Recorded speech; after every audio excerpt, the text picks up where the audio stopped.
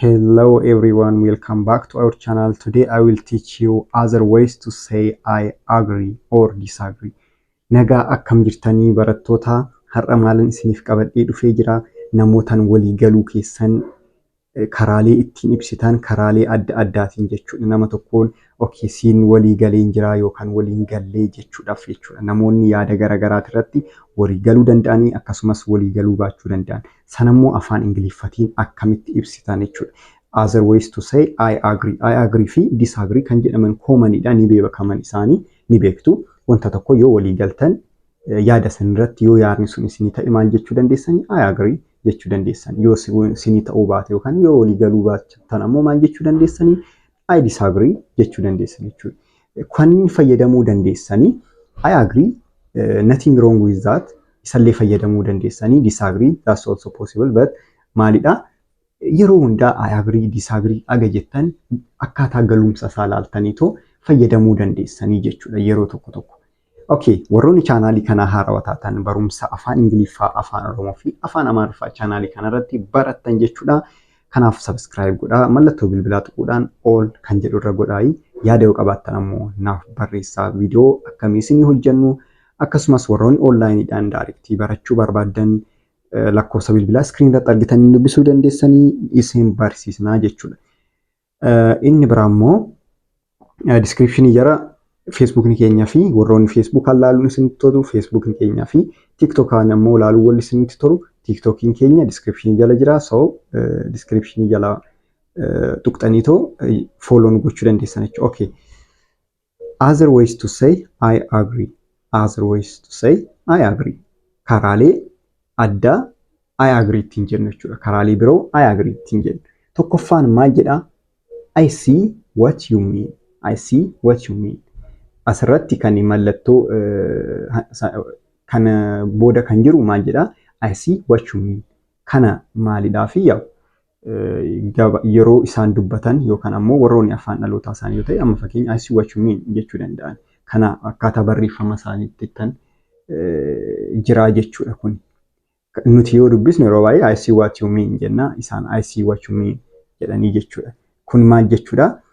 Wanta jechuu barbaadde si hubadheen jira yookaan walii galeen jira bakka. Wanta jechuu barbaadde san understand si godheen jira si hubadheen jira. Kanaafuu siin walii galeen jira. Siin walii galeen jira jechuudha. Walii gallee jira jechuudha. Okay, kanaafuu I see what you mean jechuu dandeessan jechuudha. Maal jechuudha? I see what you mean. I understand your point and I agree with it. Point kee yookaan ammoo wanta jechuu barbaadde hubadheen jira. Kanaafuu siin walii galeen jira. Maybe ati yaada kee ibsitee ta'uu danda'a. Inni immoo hubateetoo walii galee kanaafuu okay I see what you mean jechuu danda'a jechuudha. I see what you mean. What yookaan ammoo I see what you mean. Okay, naaf galeera yookaan siin walii gallaa jechuu barbaadee jechuudha. Okay, let's see the example. You can't lie to her. She is your wife. Tokkoffaan maal jedhee irratti kan barreeffame you can't lie to her. She is your wife. Ishee sobuu hin dandeessu. Isheen haadha manaa keeti. Ishee sobuu hin dandeessu. Maaliifii haadha manaa kee waan taateef. Baarratti kan barraa'e immoo maal jedhee yeah I see what you mean. Eeni sirriidha. Wanta jechuu barbaadde si hubadheen jira. Anillee waliin gala yaada kanarratti maalan jedha jechuudha. Walii galee jira jechuudha yaada kanarratti. Maybe sobee ta'uu danda'a. Haadha manaasaa sobee ta'uu danda'a. Amma garuu hiriyyaan isaa aan wanta jedheen hubatee okay I see what you mean jechuu ni danda'a jechuudha. Yeah I see what you mean jechuu ni danda'a jechuudha. Okay, second one is I couldn't agree more. I couldn't agree more. I couldn't agree more. Kun ammoo maal jechuudha? Asirratti negatiivii isinitti fakkaataa miti garuu negatiivii miti. Maalidhaa fi I couldn't agree more yoo jedhu wanta tokko guutumaan guututti yoo walii galtan. Guutumaan guututti yoo walii galtan jechuudha. Kana caalaa isiin walii galuu hin danda'u jechuun positiiviidhaan jechuudha. Sirrittan wanta ati jetti irratti sirrittan walii galaa jechuudhaaf jechuudha. wanta tokko yoo dubbate amma namni tokko completely agree yoo gootan yookaan ammoo sirriitti yoo walii galtan yaada tokko yoo dubbate amma hiriyyaan kee sirriitti yoo walii galta yoo ta'e akkas jechuu dandeessaa jechuudha. Fakkeenyaaf fakkeenya irratti maal jedhaa irratti jechuudha. Italy is a beautiful country. Italy is a beautiful country. Maal jedhee ba'an ammoo I couldn't agree more. Kana caalaa maal jechuu hin danda'u jedhaa jira jechuudha. Kana caalaa walii galuu hin danda'u. Maal jechuudha? Sirriittan yaada keetirratti walii galaa. Yaadni kee sirriidhaa kan jedhu ibsaa jechuudha. Yaadni kee sirriidha kan jedhu ibsaa jechuudha. Okay, inni sadaffaan immoo I know, right? I know, right? Kun immoo maalidha? Kunillee maal ibsaa? Walii galuu keessan, agree gochuu keessan ibsaa jechuudha. Fakkeenyaaf dude, you look so cool with this headphone.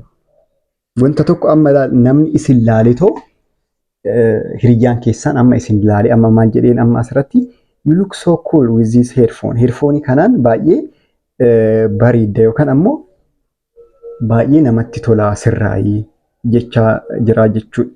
Inni immoo maal jedhee biin deebisee I know right? I know right?